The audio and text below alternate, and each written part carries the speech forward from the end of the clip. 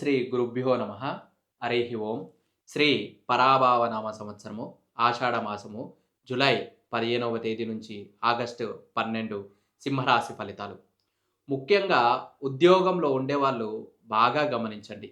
మీ పై అధికారులు మీ మీద ఒత్తిడి చెలాయిస్తే తప్పకుండా మీరు మాత్రము ఆ ఒత్తిడికి గురయ్యి కోపంగా సమాధానం చెప్పకండి.